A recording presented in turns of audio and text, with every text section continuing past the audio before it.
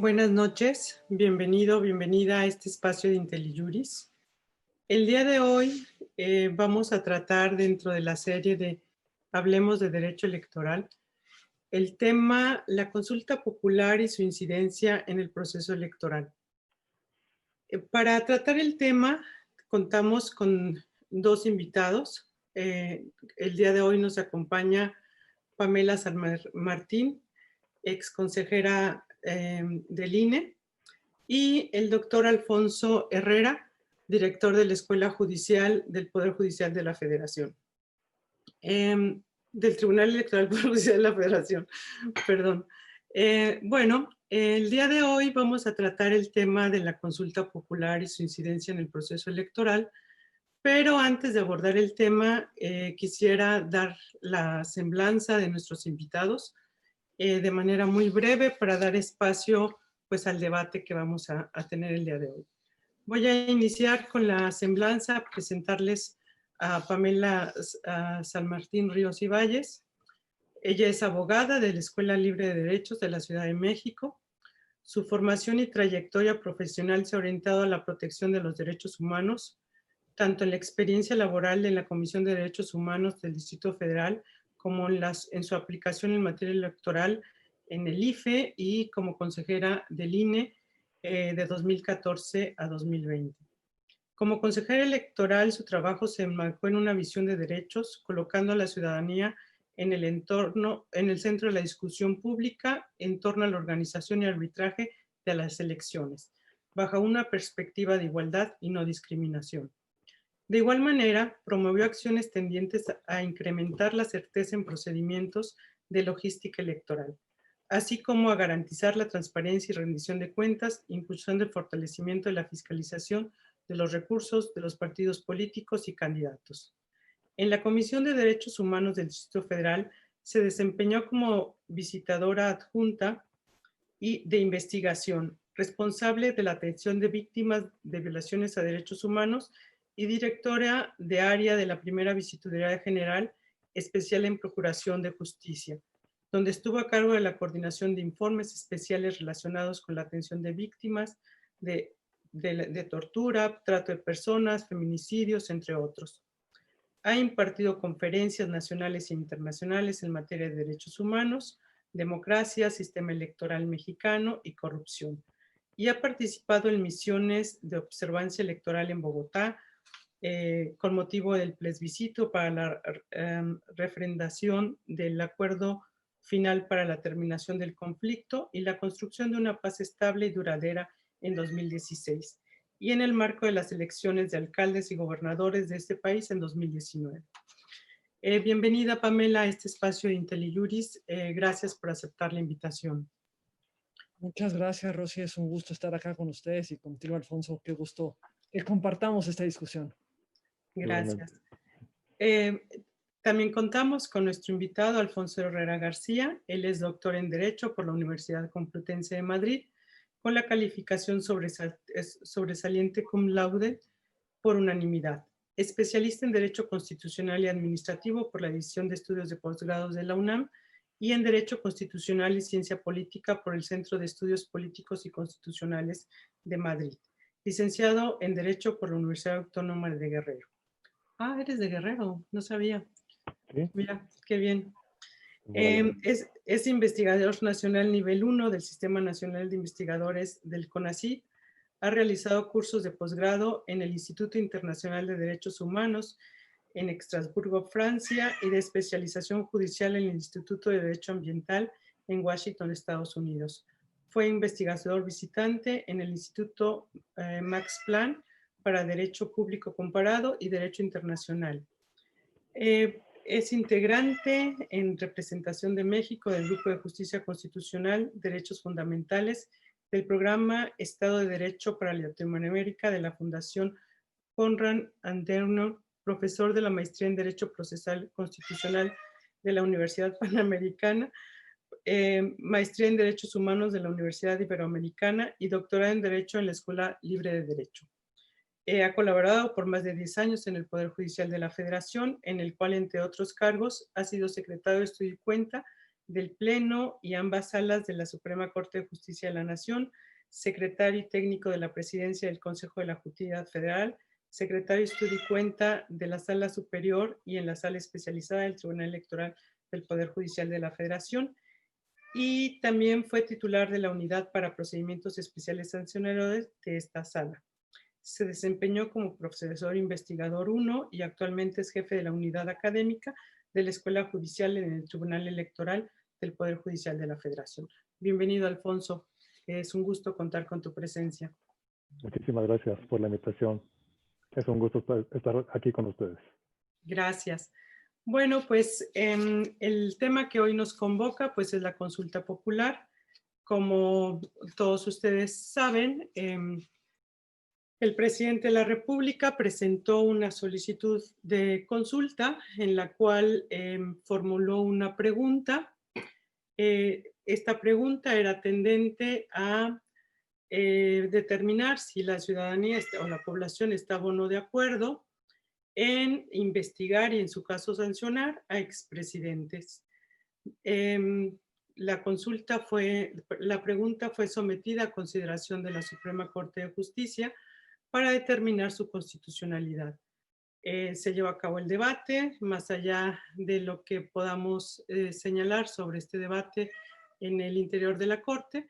Bueno, lo cierto es que ya tenemos una pregunta. Pues la Corte, además de calificar de constitucional la pregunta, modificó la misma. Y bueno, con independencia de los términos en que quedó la pregunta, si es clara, no es clara, si sabemos a quién se refiere, si sabemos la temporalidad que se va a dar, si sabemos qué es lo que va a ser objeto de investigación, etcétera. Más allá de eso, lo cierto es que ya tenemos una pregunta. Y esa pregunta va a ser la que es materia de la consulta que va a llevar a cabo el instituto. La convocatoria ya fue publicada en el Diario Oficial de la Federación.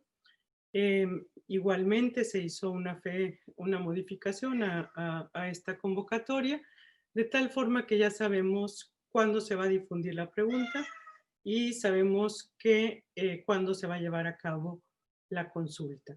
Ese es como el términos muy breves y en un resumen a 1000 por hora, el contexto que nos convoca el día de hoy sobre la consulta popular. Yo quisiera iniciar el tema con Alfonso para que nos diera como el contexto jurídico y constitucional de qué es lo que pasa en nuestro país o cómo está normado en nuestro país la consulta popular, pero sobre todo, ¿qué pasa con el tema de, tenemos un término en la Constitución, una referencia constitucional de un día en que se deberá celebrar y tenemos una ley secundaria que dice otra cosa? Entonces, si nos pudieras platicar, Alfonso, sobre este tema. Muchas gracias, Rosa María. En efecto, se trata, yo creo que habría que partir de la idea de que se trata de una competencia novedosa en varios frentes que involucra a un conjunto de instituciones que participan activamente, de acuerdo con nuestra normatividad, para operar una figura que es una figura que podemos considerar todavía inédita en muchas de las partes que vienen en el procedimiento, que es la consulta popular. Es verdad que se ha discutido ampliamente en el foro, en la doctrina, en las redes, en la comunidad jurídica, en la comunidad de la ciencia política y de muchas otras disciplinas, el alcance que tuvo la decisión de la Suprema Corte, el aspecto crítico que surgió a partir de sus competencias en la aplicación de la Ley Federal de Consulta Popular y que básicamente le permitieron a la Suprema Corte modificar la propuesta inicial, pero que nos deben hacer y mantener la reflexión en torno a la explicación de cómo se ha venido construyendo en efecto normativamente la consulta popular.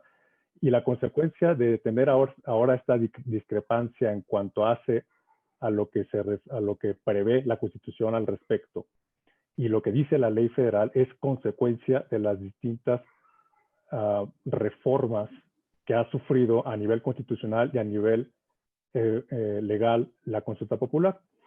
Y nos encontramos ahora que en efecto la Constitución prevé en el artículo 35, en su fracción octava, que por virtud de una reforma reciente del 2019, que la consulta popular, cualquiera de ellas, tiene que llevarse a cabo en el mes de agosto del año del proceso electoral.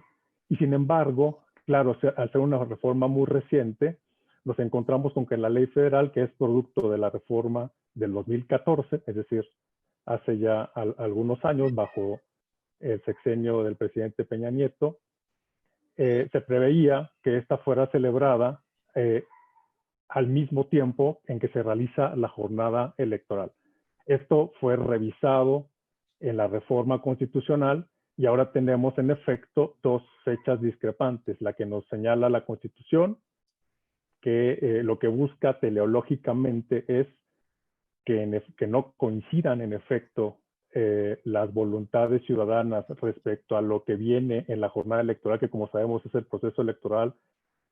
Decimos que siempre se dice eso, pero es verdad, es el más grande de la historia. Ya no le tocó a la consejera Pamela San Martín, ya ahora ya desde el exterior del Consejo General, pero vamos a tener un proceso electoral de los más amplios que ha habido en la historia, y por lo tanto lo que buscó la reforma constitucional, esto además a partir de los debates legislativos, fue no empatar las fechas de tal forma que la ciudadanía tuviera claro cuándo está ejerciendo el voto en un proceso para elegir un cargo público, desde los que conocemos que van a estar en juego en el 2021, los diputados federales, los varios gobernadores de los estados, congresos, ayuntamientos, y por el otro lado el ejercicio de otro instrumento, que es el instrumento que se ha venido a llamar en México y así calificado por la Suprema Corte de democracia semidirecta, que es la consulta popular,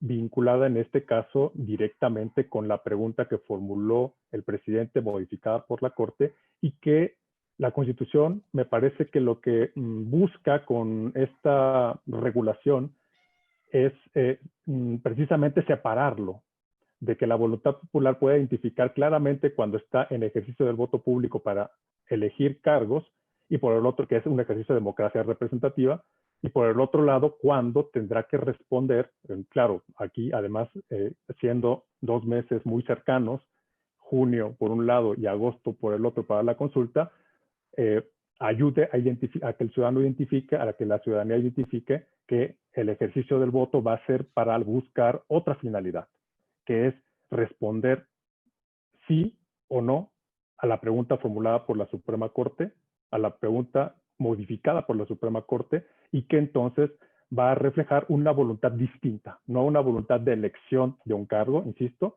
sino una voluntad popular para decidir sí o no a la pregunta respectiva. Creo que el desfase que se presenta, perdón por extenderme esta primera exposición, pero el desfase que se presenta entre la Constitución y la ley, en este caso creo que tendría que jugar ante la antinomia que tenemos en la fecha a favor de la Constitución si atendemos a las metodologías clásicas de decisión judicial y jurídica, que es justamente que tendría que ser prevaleciente la norma superior. Aprovechando, Alfonso, que tocas el tema de la Corte, ¿qué opinión te merece el ejercicio de un constitucionalismo popular? ¿O qué opinión te daría sobre el tema de lo que hizo la Corte? Yo creo que hay varios debates allí. Yo creo que es muy benéfico que en México, como punto de partida, se discuta la ruta de un constitucionalismo popular. Esto es, que se discuta la necesidad de que la ciudadanía, las personas, la sociedad en general, participe activamente en la toma de las decisiones de los poderes políticos. Y en esa medida, si combinamos la ruta de lo que implica el constitucionalismo popular con los instrumentos de participación de democracia directa, como lo es una consulta popular, creo que difícilmente podríamos estar en desacuerdo, en el sentido de que necesitamos un debate más robusto en relación con la toma de las decisiones. Claro. Ahora bien, este escenario no implica que no tengamos reglas del juego, que no tengamos una cierta disciplina jurídica, una cierta disciplina normativa que permita que no haya una exacerbación en cuanto hace al alcance del constitucionalismo popular, del constitucionalismo deliberativo, dialógico, que se requiere, sin embargo, en nuestra sociedad. Y en esa medida, las reglas del juego creo que deben ser, sobre todo, deben estar siendo cumplidas a partir de lo que el propio artículo 35 señala. Esto es, hay ciertos campos de actuación de la toma de las decisiones de una democracia directa o semidirecta, en donde no podríamos considerar que las grandes mayorías puedan, digamos, ir en contra de ciertos espacios de decisión constitucional que precisamente están resguardados en la Constitución para ser protegidos primordialmente, y me estoy refiriendo específicamente a los derechos fundamentales. Y en esa medida, la primera restricción de un constitucionalismo popular, aunque sea muy robusto, es marcar ciertos límites a que pueda haber un cambio digamos, en el proceso de la toma de las decisiones de tal manera que las grandes mayorías puedan decidir, por ejemplo, socavar los derechos fundamentales. Entonces, como conclusión, sí necesitamos estos ejercicios, pero lo necesitamos de tal manera que no permita que podamos extrapolar estas decisiones a incluso, por ejemplo, poner condicionantes al ejercicio de los derechos que, como por otro lado, son núcleo de nuestra democracia. Claro. Gracias, Alfonso. Pamela, bueno, la Corte modificó la pregunta. ¿Qué nos dice esa pregunta y la problemática que genera esta pregunta sobre los retos que enfrenta o que enfrentará en su momento la autoridad electoral? Pues no sé, para explicar, si es que lo permite la ley, tendría que ver que nos diga si lo puede o no hacer, pues para que las personas entiendan, conozcan, puedan dilucidar cuál es el alcance de esta pregunta. ¿Cuál es el reto de la autoridad electoral? O desde tu perspectiva, ¿cuáles son los retos que se van a enfrentar para, pues efectivamente, que la ciudadanía conozca o sepa o entienda de qué se trata esta pregunta o de qué se trata esta consulta, ¿no? Rosy, Alfonso, es un gusto estar acá. Y a ver, es que creo que para poder contestar eso, lo primero que tenemos que ver es no una discusión de si nos gusta o no nos gusta la pregunta de la Corte, porque creo que la discusión sobre la pregunta que aprobó la Corte trasciende si nos gusta o no nos gusta. ¿Qué fue lo que el presidente mandó a la Corte? Mandó a la Corte que se consultara sobre si queríamos juzgar a ciertos expresidentes. Punto. ¿Quieres que se juzgue a ciertos expresidentes? ¿Sí o no? ¿Qué es lo que estaba consultando? ¿La aplicación de la justicia? ¿Sí o no? Esa era la pregunta. Y la aplicación de la justicia que está, digamos, directamente aparejada con el ejercicio de derechos y su garantía. Porque la justicia tiene derechos de los probables responsables, tiene derechos de las víctimas. Y cuando estamos hablando que la discusión se da en torno a si hay actos de corrupción, actos, digamos, delictivos que se han cometido presuntamente por alguno o algunos de los expresidentes, estamos hablando que hay víctimas y la sociedad es una víctima, las ciudadanas y los ciudadanos son una víctima y sus derechos tienen que ser resguardados. Llega a esta discusión a la Corte. La Corte, en una discusión muy rara, porque ciertamente fue una discusión muy rara en la que, pues, siguiendo la discusión nunca nos quedó claro cuál era la materia de la consulta, porque cada uno de los ministros tenía una versión distinta de lo que era la materia de la consulta, pero lo que sí terminan llegando en un consenso es a cuál va a ser la pregunta que sí se va a formular.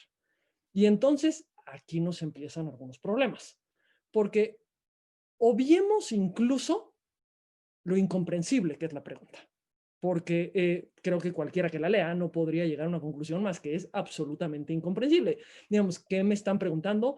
Pues no me queda claro, que si quiero que se investigue lo que pasó antes por parte de algunos actores respecto de algunos asuntos y que esto sea, y aquí está lo importante, encaminado a garantizar la justicia y los derechos de las posibles víctimas. Esa frase es muy relevante de la pregunta que hace la Corte, porque digamos, yo no estoy ni cercana en desacuerdo a que se establezcan todos los mecanismos que puedan haber para ampliar la participación y la discusión pública sobre asuntos de interés público, para darle voz a quienes no tienen voz o no la han tenido históricamente. Todo eso estamos completamente de acuerdo, solamente que hay un presente que nos están dejando. Cuando nosotros sometemos algo a la votación, lo sometemos a la incertidumbre. Ese es el principio básico democrático. Yo no conozco el resultado de la decisión que van a tomar las ciudadanas y los ciudadanos. ¿Los derechos se pueden someter a la incertidumbre? ¿La justicia se puede someter a la incertidumbre? Creo que eso es a lo que se refería Alfonso cuando decía, espérame, es que hay límites a cómo se puede interpretar, digamos, la función de la propia Constitución. Y eso es lo que nos está haciendo la pregunta, pero no nos confundamos, ¿eh? Como la pregunta no se entiende, lo que va a estar en la discusión pública no es la pregunta que aprobó la Corte. Lo que va a estar en la discusión pública es la pregunta que propuso el presidente de la República. ¿Quieres o no quieres juzgar expresidentes? Y aquí entramos a cuáles van a ser los retos que tiene el INE como autoridad electoral. Pues yo creo que muchísimos. Y muchísimos que tienen que ver con esta discrepancia entre la Constitución y la ley, pero no solo en cuanto a la fecha de la elección. El problema con esta discrepancia entre la ley y la Constitución cuando cambiamos la fecha de la elección es que quitamos los candados que tenemos en un proceso electoral. Cuando sigue la suerte de los tiempos del proceso electoral, las reglas son clarísimas. Nos hemos dado todos los candados materialmente que se nos ocurren para poder cuidar la equidad de la competencia, para poder cuidar que no intervengan los servidores públicos y con arreglo a recursos públicos para incidir en los procesos electorales, en los procesos electivos. Y claro, perdón, si le vamos a decir que la consulta popular es un mecanismo de participación de la ciudadanía, es un mecanismo de participación democrática. Y los ejercicios democráticos tienen que tener reglas claras que garanticen el que la ciudadanía puede ejercer un voto libre, un voto secreto, un voto informado. Y aquí vamos a entrar a los problemas que va a tener el INE. ¿Qué nos dice la Constitución? Que el único que difunde la participación, uno, pero también que hace la difusión de la consulta es el INE. Eso es lo que nos establece la Constitución. Y nos dice, lo hace a través de los tiempos del Estado. Cuando esto ocurría en el marco de un proceso electoral, no teníamos ningún problema, ¿eh? Pero ¿qué pasa ahora? No se difunde dentro de un proceso electoral. ¿Y cuál es la pequeña diferencia en nuestro modelo de comunicación política? Según nuestro modelo de comunicación política, cuando estamos en proceso electoral, el INE tiene 48 minutos que administra. Digamos, un porcentaje se van a los partidos, otro porcentaje se los queda el INE. Pero digamos que es un número de minutos que permiten hacer una difusión. Pero ahora esto se da en tiempos que se llaman ordinarios, en los que el INE solamente administra el 12% de los tiempos oficiales que recientemente, en un decreto que valga mencionar que yo estoy absolutamente convencida que es inconstitucional, aprobó el presidente de la República reduciendo estos tiempos del Estado, es decir, se redujeron los tiempos. Pero aquí no termina la historia. En esta modificación de la convocatoria que emitió el Congreso de la Unión, además señaló que la convocatoria entra en vigor el 15 de julio. Es decir, hay 15 días para difundir los temas relacionados con la consulta popular. ¿Y cuáles van a ser los retos que vienen? Bueno, uno, por supuesto, es la difusión. ¿Cómo se va a llevar a cabo una difusión imparcial? Que me parece que el INE a lo que tiene que acudir precisamente dentro de esa imparcialidad es a propiciar el que haya voces que discutan estos temas, propiciar el diálogo, propiciar la discusión, propiciar los debates. Pero ¿qué va a pasar aquí con el tema partidos políticos? ¿Qué va a pasar con el tema servidores públicos? La pregunta clara va a ser, ¿los partidos políticos pueden promover un sentido u otro de la consulta dentro del proceso electoral, dentro del proceso de consulta popular? ¿Pueden utilizar los recursos que les son asignados con este propósito? Los servidores públicos, evidentemente, principalmente el presidente de la República en este caso, porque es el promotor de la consulta popular, ¿verdad? ¿Puede él utilizar los espacios que tiene, la voz que tiene, la proyección que tiene, digámoslo con todas sus letras, las mañaneras, para poder promover su posición en torno a la consulta popular? Creo que los dilemas del INE van a ser regular todo esto, porque ante una ausencia de normas que nos permitan conocer estos candados, lo que no podemos perder de vista es que estamos ante un ejercicio democrático. Y en un ejercicio democrático lo que se tiene que respetar es que haya una voluntad expresada libremente. Y esto implica que se pueda ajustar a las reglas que como sistema nos hemos dado en la Constitución. Reglas que nos llevan a prohibiciones hacia los servidores públicos para influir en la decisión de los ciudadanos. Aunque el artículo 134 constitucional no mencione expresamente las consultas populares, lo que sí son las consultas populares son un ejercicio democrático.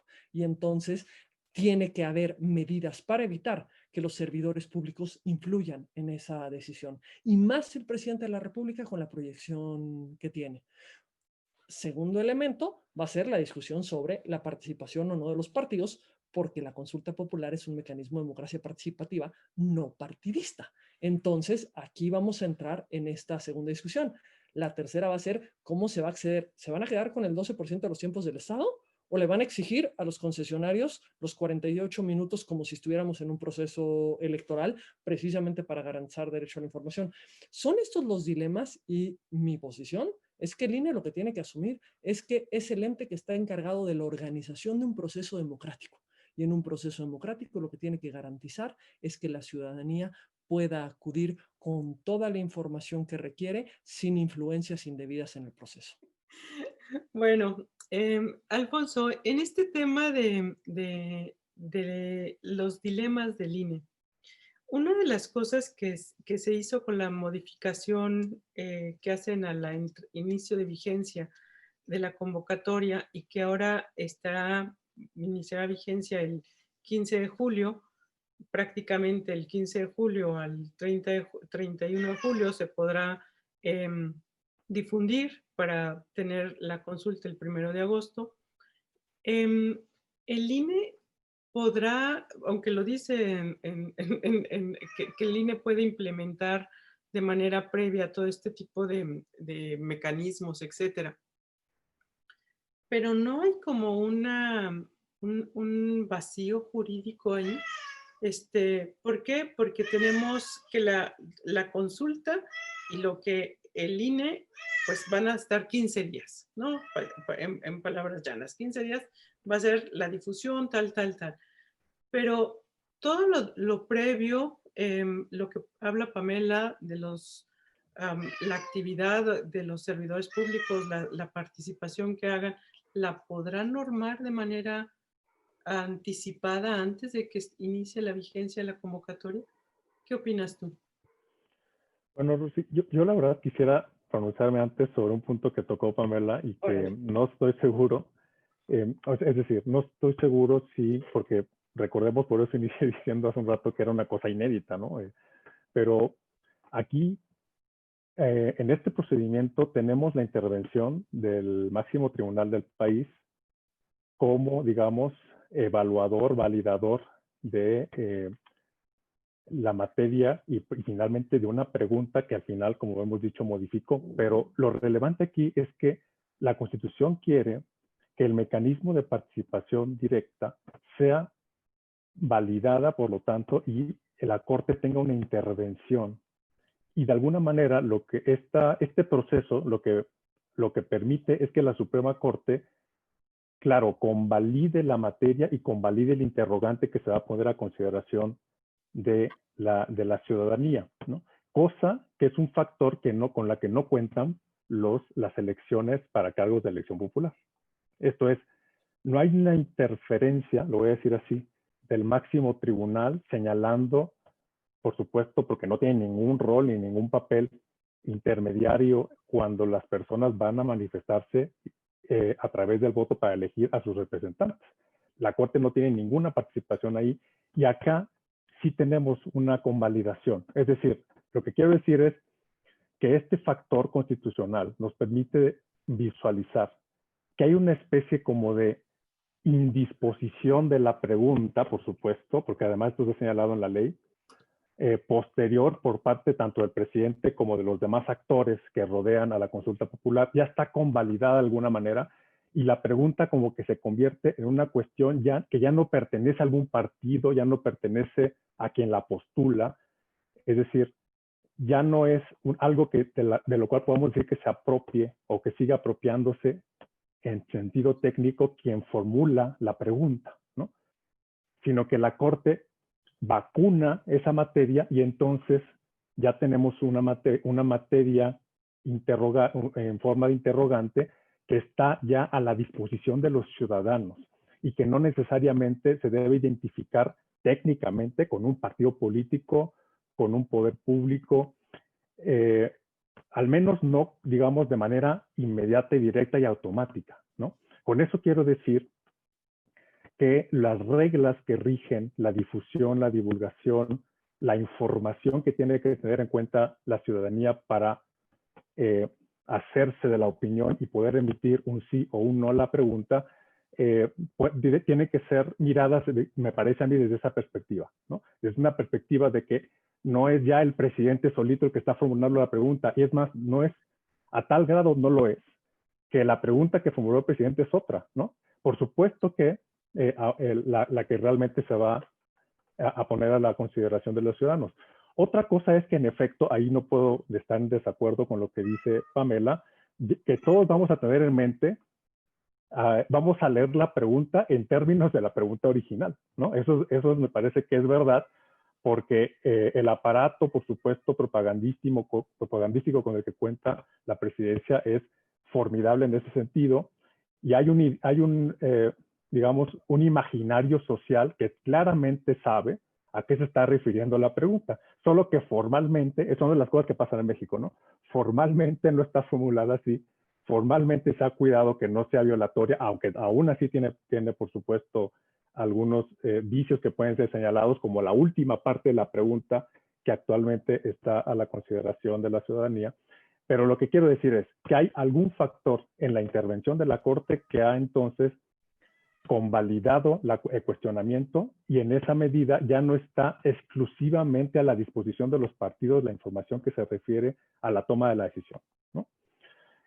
Ahora bien, en cuanto a la divulgación, en cuanto a la información que se va a vertir y que se tendría que estar virtiendo de acuerdo con nuestro régimen constitucional legal para que se tome la decisión adecuada e informada por parte de la ciudadanía, sí hay desde luego un vacío legislativo. Creo que esto tiene que ver, es decir, si tenemos una discrepancia y una antinomia normativa entre lo que dice la Constitución y lo que dice la ley, porque en efecto, como lo dice Pamela, no es nada más la fecha.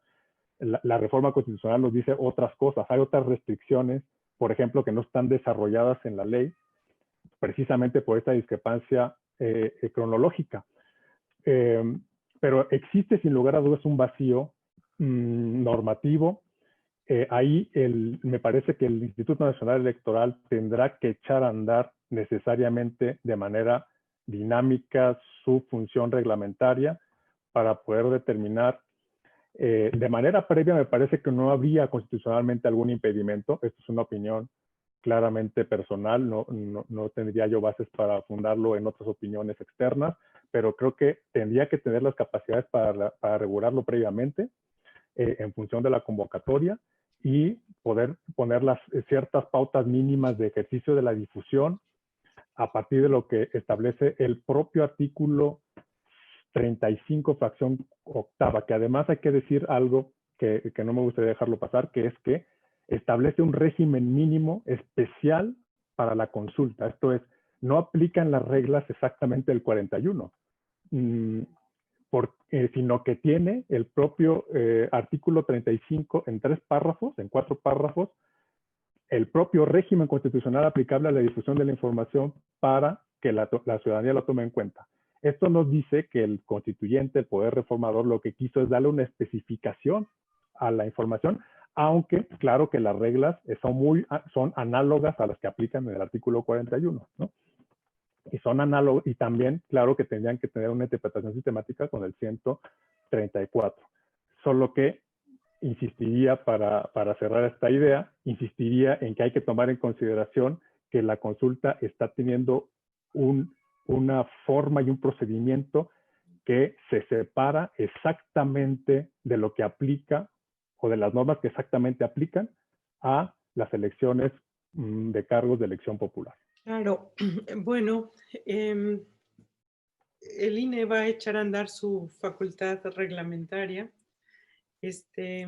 Esperemos que en este supuesto la facultad reglamentaria sí le sea reconocida, porque bueno, también recordemos que tenemos ahí algunos precedentes en los que no se le ha reconocido esa facultad, como por ejemplo en las reglas para garantizar la equidad en la contienda del proceso pasado, que se determinó que no tenía esta facultad. Y bueno, ahorita están en curso algunas impugnaciones que veremos qué es lo que sucede, ¿no? Pero más allá de la facultad reglamentaria, si la tiene o no la tiene, pues es evidente que se requiere hacer algún tema para integrar la norma o generar las reglas para que haya una participación imparcial del servidor público y una participación neutral, ¿no? Sobre todo porque, Pamela, en el caso de las mañaneras, que es lo que tú comentabas en la intervención anterior, las famosas mañaneras, pues, son ejercicios de información, de rendición de cuentas, así se han sido catalogadas, y son ejercicios también, pues, de libertad de expresión y ejercicio del periodismo.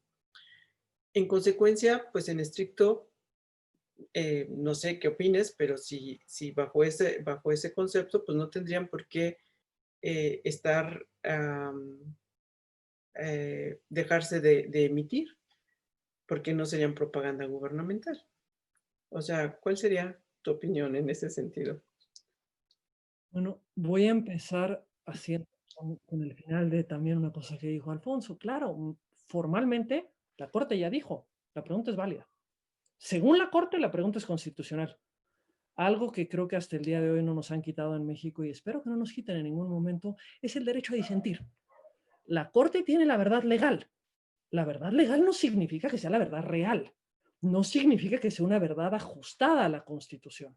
Y creo que todos lo que tenemos el derecho y la obligación es de exigir que nuestras autoridades se ajusten a la Constitución y se ajusten a la ley. Yo lo decía, a ver, el precedente que generó la Corte con esto es un precedente terrible, porque es precisamente el juego de politizar las decisiones constitucionales. Es el juego del gatopardismo, porque además aprobó una pregunta que no le va, digamos, por lo que se va a discutir la pregunta del presidente, es porque es incomprensible la de la Corte.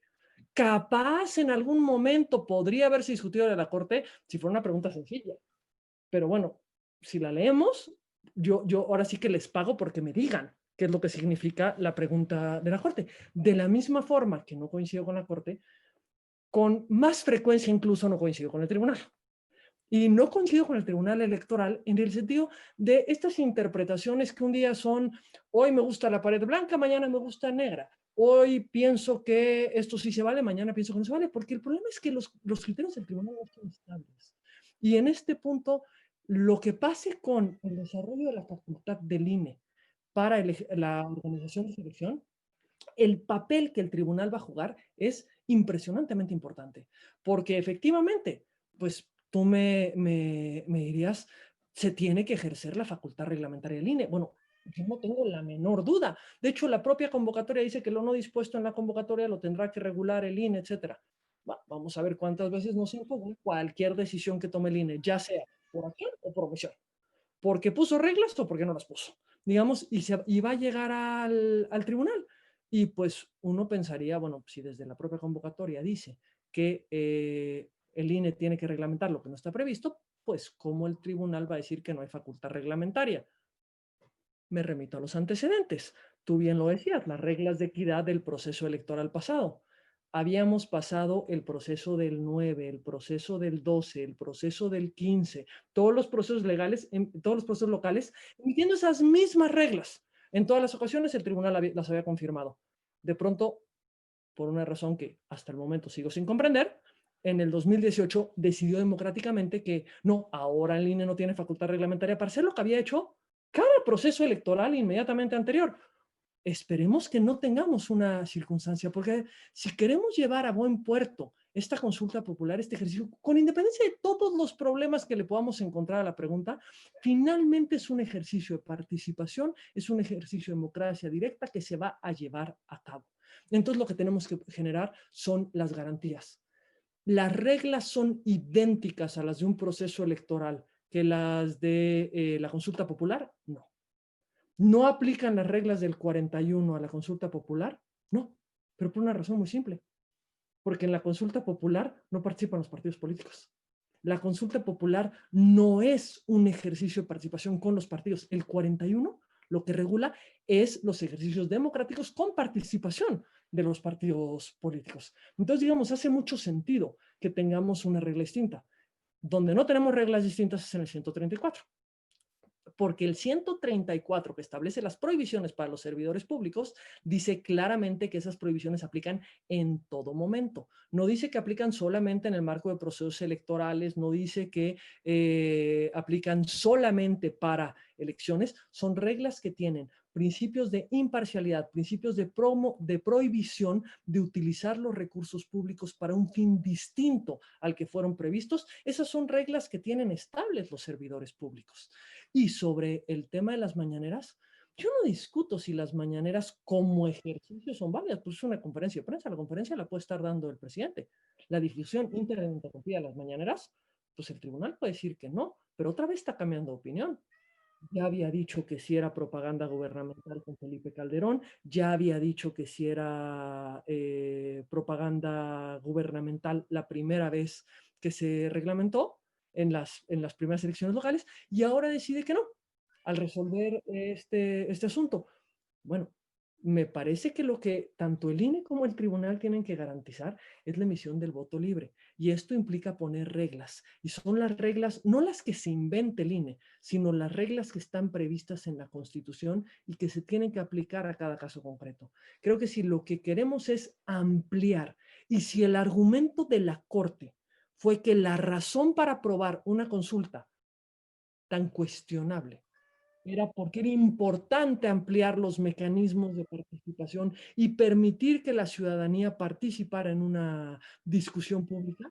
Entonces, bajo esa misma premisa, lo que tenemos que pensar es que las reglas de esa participación tienen que ser reglas que hagan de ella una participación efectiva. Y una participación efectiva también trae aparejadas prohibiciones para que no hayan influencias indebidas en torno a ese ejercicio de participación. Cierto, la consulta ya no le pertenece al presidente, pero sería un poco ingenuo pensar que el presidente se va a mantener al margen de esto. Sería un poco ingenuo pensar que cuando el presidente expresamente dijo que él no estaba de acuerdo con el sentido de la consulta popular, pero que él la iba a hacer para que la gente pudiera participar, pero que él quería que fuera el día de la jornada electoral, y ha utilizado esas preguntas de la consulta para vivir en una historia de denostación de estás conmigo contra mí, estás conmigo, estás con la corrupción del pasado, que ha sido respondida por los partidos, digamos que no son afines al gobierno, exactamente con la misma polarización, ¿no? O el presidente es malo, o digamos todo lo que dice es malo, o estás mal tú. Digamos, ese es un contexto que vamos a vivir en este proceso electoral. Pero ante esa realidad de que el presidente va a buscar intervenir, el INE tiene que tomar medidas para garantizar precisamente que no haya un actor, y menos un actor con esa fuerza, apropiándose de la pregunta y teniendo este efecto que podría tener sobre el electorado. Bueno, Pame, pero también una pregunta ingenua. Finalmente, ¿en qué influye el que se hable de si quieres que se sancione a los expresidentes? ¿En qué influye eso en el proceso electoral? No es que se hable sobre si se sanciona a los expresidentes, es tener al presidente en un papel preponderante señalando el pasado, es decir, los partidos del pasado como algo malo el presente, es decir, los partidos afines al presidente, como algo bueno. Esa es la razón por la que se buscaba hacer la consulta exactamente el mismo día de la jornada electoral. No seamos ingenuos. Digamos, ese es el propósito que tenía y por lo que hubo una discusión bárbara. La discusión no tenía que ver con el presupuesto que iba, digamos, las implicaciones al presupuesto que iba a tener el que la consulta fuera otro día. Lo que se quería era tener una influencia sobre la discusión que se llevaba a cabo en el proceso electoral. Y creo que lo logró el presidente, porque con independencia de si se le permite participar o no se le permite participar, si los partidos debieran de referirse a eso o no, esta va a ser una parte impresionante de la discusión sobre el proceso electoral. Y lo lamentable es que va a sustituir la discusión que tiene que ver con qué representantes queremos, qué gobernantes queremos en este país. Y esto se vuelve más trágico cuando tenemos una elección de las dimensiones de las del 2018, que es la más grande como va a ser la más grande cada una después de las otras. Digamos, la elección del momento siempre va a ser la más grande porque nuestro padrón va a seguir creciendo, eso significa que nuestras casillas van a seguir creciendo, y como ahora ya tenemos empatadas las elecciones, todas las elecciones vamos a tener una barbaridad de cargos en disputa. Pero en ese contexto, que se sustituya esa discusión por la discusión sobre si el pasado es bueno o es malo, o el presente es el que es bueno o es malo, me parece que va a limitar la discusión y además, en ese sentido, si se permite al presidente participar, se van a romper las reglas de equidad, porque las reglas de equidad establecen que los servidores públicos se mantengan al margen de la competencia. Y si esto es lo que forma parte de la discusión pública y el presidente es el que está interviniendo en esa competencia, no se está manteniendo al margen de la competencia política y esto tiene, por supuesto, un impacto en la equidad de la contienda. Ok, Pame. Alfonso, por ahí tenemos algunas preguntas ya del público. Por ahí tenemos una que nos formulan. Dice, el que la consulta popular se realice en una fecha distinta al proceso electoral, ¿garantiza que ésta no influya en el proceso electoral o sería bueno empatarlas, como sucede en otros países? O sea, finalmente el que se dé en la misma fecha o no se dé en la misma fecha es lo que pretende decir la pregunta. ¿Eso garantiza o no que no influye en un proceso electoral? Esa es la pregunta que nos hacen en nuestros participantes. Sí, bueno, yo creo que nuestro ordenamiento busca ideales, ¿no? Busca que haya un modelo que permita en la mejor medida de lo posible evitar la inequidad, evitar en este caso la parcialidad, evitar que haya digamos, un decantamiento, una tendencia o un ejercicio tendencioso a favor de alguna opción política. Eso es el ideal que se busca en el ordenamiento. Hablar de garantía, pues jurídicamente es una palabra fuerte porque la garantía lo que implicaría es que, bueno, el mecanismo va a llevar como una relación de causa-efecto a considerar que no vamos a custodiar adecuadamente el bien que se está tratando de salvaguardar, y no es así, ¿no?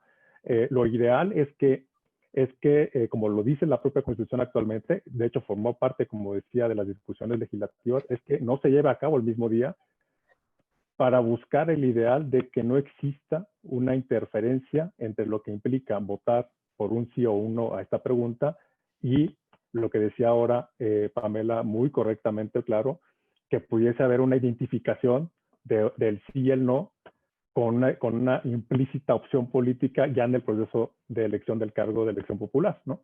Entonces, lo ideal es que nuestro ordenamiento lo que busca es que al separar las fechas, al menos haya una posibilidad, ¿no? Grande o posible, una opción que permita que la ciudadanía identifique de qué se trata cada una de la elección, cada una de estas elecciones, cada una de estos ejercicios de voto público, y que en esa medida no exista en la medida de lo posible un distanciamiento o una separación de lo que implica cada una de estas elecciones, ¿no? Entonces, garantía efectiva absoluta, pues no la hay, ¿no? Porque aún con lo que decía Pamela hace un rato, cuando la pregunta está formulada en el sentido de que hay actores políticos involucrados en el cuestionamiento, es, digamos que muy difícil considerar que la gente, que las personas no identifiquen a eso que la pregunta llama actores políticos con los partidos políticos, ¿no? Entonces, en esa medida, la dicción del interrogante no nos garantiza enteramente que, aunque sea una fecha distinta, no exista una identificación con partidos y no exista, por supuesto, el ideario de la gente, la mentalidad de las personas, en el sentido de que si vota a favor de que se lleve a cabo el conjunto de acciones que está señalando la pregunta, está resolviendo el voto a favor de quien formula la pregunta, en este caso el presidente de la República, ¿no? Entonces, en conclusión, garantía absoluta no la tendremos, pero lo que busca el ordenamiento es que exista un ejercicio que permita tener grandes espacios para considerar que existe una posibilidad de imparcialidad, una posibilidad de equidad en la propia contienda. Muchas gracias, Alfonso. Bueno, tenemos otra pregunta del público. Por ahí Pamela dice, entonces la reforma rara publicada hace unos días al decreto cambia un artículo transitorio sobre el inicio de la vigencia el 15 de julio. ¿Fue para no limitar las mañaneras? Nunca había visto que se reformara algo vigente y menos aún se prorrogara al futuro. Bueno, es un poco lo que nos comentan en el chat. Yo primero voy a nada más referirme a la pregunta anterior, porque hay un detalle. No podemos perderlo de vista. Yo no creo que la intención intrínseca del constituyente fuera que hubiera una posibilidad de que las ciudadanas y los ciudadanos pudieran diferenciar el ejercicio de representación respecto al ejercicio de participación. No. La fecha original de la consulta popular que se aprobó en el 2014 era la misma fecha de la jornada electoral para propiciar que la gente participara, para poder hacer más factible que se llegara incluso al umbral que convierte las consultas populares en vinculantes, es decir, 40% de participación. ¿Por qué se cambió la fecha? Porque lo primero que dijo el presidente que iba a someter a consulta popular era la revocatoria de mandato.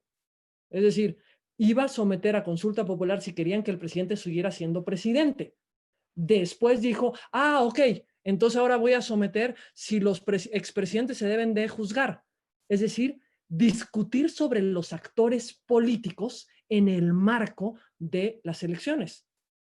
¿Por qué se termina viendo como conveniente esta separación ahorita? Porque la Corte validó la pregunta. Si no se estuviera preguntando sobre los actores políticos, sino sobre temas de interés público y de trascendencia nacional, que es lo que teóricamente es materia de una consulta popular, entonces creo que tal vez nuestra discusión sería distinta. ¿Afecta en algo el que las ciudadanas y los ciudadanos acudan a las urnas a elegir a sus representantes y al mismo tiempo se pronuncien sobre si debe de haber alguna política pública en un sentido o en otro? No, no afecta nada. Lo pueden hacer y eso es lo que, como siempre se ha concebido la consulta popular. En este caso es que los efectos eran otros. Digamos, la búsqueda de la consulta popular empatada con las elecciones era otra. Y ahí es donde se vuelve relevante para garantizar la equidad de la competencia y por eso se vuelve importante poder emitir reglas. Por eso había los límites, ¿no, Pame? De qué se puede ser materia de consulta o qué no. Y bueno, en teoría, una de las cosas que no pueden ser materia de consulta, pues es la materia electoral. No, pero precisamente por eso, en teoría, digamos, en teoría tampoco son objeto de sus garantías. Y pues estamos preguntando si juzgamos o no juzgamos, perdón, si sometemos a una, ¿cómo dice la pregunta? Perdón, para ser precisos. Si estamos de acuerdo que se lleven a cabo las acciones pertinentes con apego al marco constitucional y legal para emprender un proceso de esclarecimiento de las decisiones políticas tomadas en los años pasados por los actores políticos encaminadas a garantizar la justicia y los derechos de las posibles víctimas. Eso es lo que vamos a responder sí o no en la papeleta el 1 de agosto. Pero creo que los límites a qué se puede consultar y qué no se puede consultar estaban claros. El problema es cuando estamos queriendo estirar la liga y cuando queremos ampliarlo solamente para permitir que se participe. Porque aparte, y tal vez lo que a mí más me indigna de esta pregunta es, uno, el efecto, pero dos, es que la gente vaya a desahogarse a las urnas. No es que tome una decisión. ¿Qué pasa si votan sí? ¿Qué va a pasar?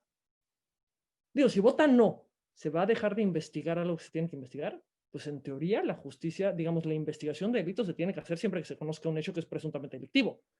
Si votan sí, se va a hacer lo que la Constitución ya dice que se haga, es decir, investigar hechos que son presuntamente delictivos. Entonces, ¿qué es lo que vamos a decidir en las urnas? Digo, podemos, si me dijeras, lo que pusieron es, hacemos una comisión de la verdad, entonces estamos decidiendo algo. Y eso sí lo podríamos haber hecho, ¿eh? Se podría haber sometido a consulta una comisión de la verdad, un mecanismo internacional para tipo la CICIG de Guatemala. Eso se podría haber establecido, pero no fue la decisión.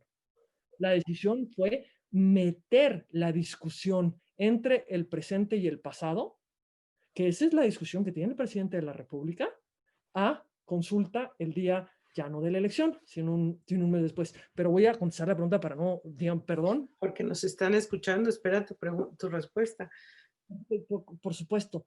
La reforma era para no limitar las mañaneras, pues eso es lo que dijeron los propios legisladores de Morena, que era para que no hubiera la menor duda de que el procedimiento de consulta iniciaba el día 15 de julio, para que no hubiera una intención de limitar las mañaneras. ¿Por qué se dijo eso? Porque ciertamente el artículo 35 constitucional establece prohibiciones expresas relacionadas con tanto la difusión de propaganda gubernamental desde la emisión de la convocatoria hasta el día de la consulta, y prohibiciones en relación a contratación de tiempos en radio y televisión, muy similares a las del 41 constitucional.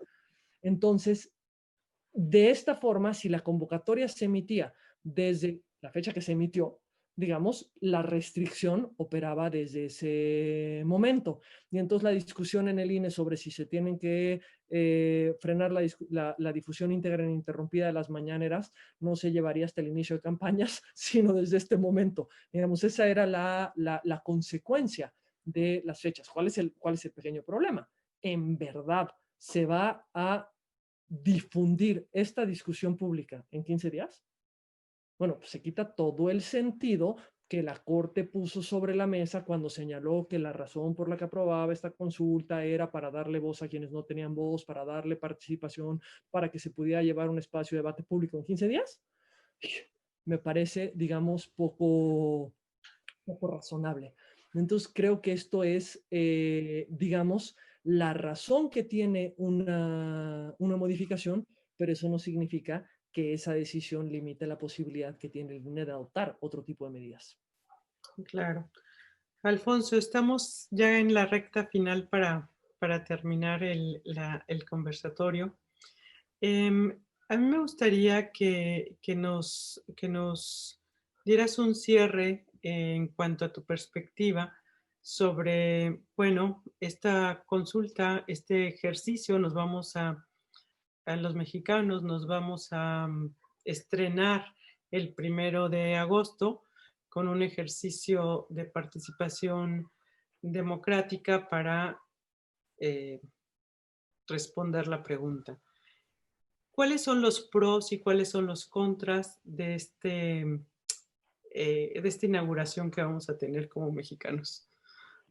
Lamentablemente, yo coincidiría con Pamela en el sentido de que vamos a empezar vamos a estrenar estas facultades de consulta popular, no digamos de la mejor de las maneras, porque nos hubiese gustado que de verdad ese ejercicio reflejara, pues eso, ¿no?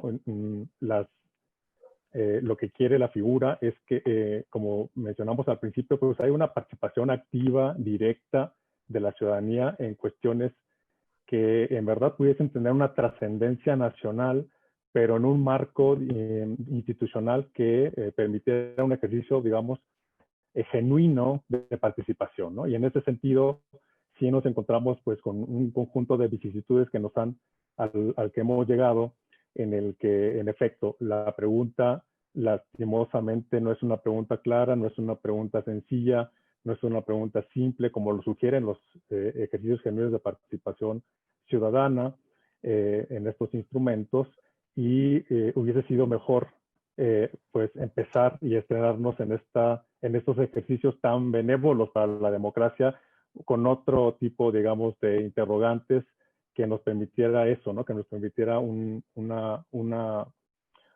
interés de ciudadano amplio en torno a los grandes problemas nacionales. En este caso, estamos inclinados entonces hacia un ejercicio que lamentablemente pues, no será un ejercicio que esperaríamos en un primer momento histórico para México. Lo que sí, bueno, lo que sí creo que podemos sacar de positivo es que a partir de este ejercicio podemos al menos imaginar otras formas y otras maneras de hacer este procedimiento hacia el futuro, de poder formular, por ejemplo, la propia ciudadanía a través de los porcentajes señalados en la Constitución, poder animarse a que en el futuro esta competencia pues, pueda tener otras finalidades y que permita justo hacer una coparticipación ciudadana, fomentar una coparticipación ciudadana en las políticas públicas, que creo que es lo que finalmente se busca con esta competencia constitucional. Gracias, Alfonso. Pamela, para el cierre, este estreno que vamos a tener el 1 de agosto, pros y contras. Yo soy una fiel creyente en el ejercicio de derechos, pero no soy una creyente en la simulación de los derechos. Y me parece que el ejercicio que vamos a tener el 1 de agosto es una simulación de un ejercicio de derechos. Porque cuando se le pide a la ciudadanía que acuda a las urnas, no solamente es para que discutamos los temas, es para que su opinión importe, para que su opinión tenga un efecto. ¿Cuál es el efecto que va a tener con esa pregunta? En serio, votan no, ¿qué pasa? Votan sí, ¿qué pasa? Nada. No pasa nada. Si votan no, no va a pasar nada. Y si votan sí, no va a pasar nada. Y eso es una simulación del ejercicio de derechos. Y creo que esto lo que nos tiene que llevar es también a poder mirar esto, que no se vale que en aras de esta ampliación de derechos, de este discurso, digamos, pro derechos que se ha instaurado, lo que se haga sea simular y anular el ejercicio real de los derechos. Creo que esto nos deja un espacio. Yo no lo veo como un ejercicio positivo de que, bueno, pues al menos ya lo estrenamos. Yo no lo miro de esa forma. Porque yo creo que cuando estrenamos un derecho, lo tenemos que estrenar de verdad. Puede ser que no sea, digamos, llegando al extremo que quisiéramos respecto a ese derecho, pero al menos un paso efectivo. Yo no veo la efectividad de este. Pero lo que sí veo es una buena oportunidad de poder verlo de una forma muy clara y muy palpable, el que efectivamente no está logrando ese propósito que se buscaba para que tanto las autoridades judiciales como las autoridades administrativas, digamos, no caigamos en esa tentación en la que se cae muchas veces. Se adopta cualquier medida que parece, digamos, muy progre, aunque tenga efectos terribles en la realidad.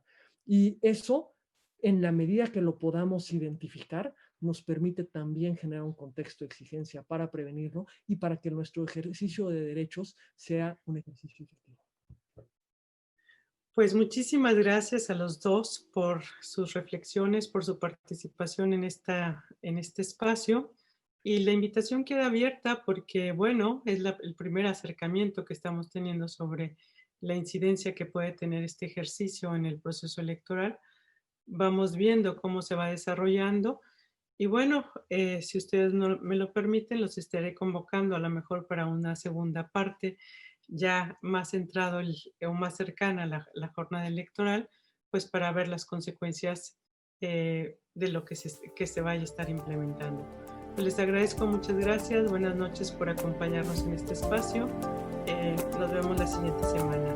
Hasta luego.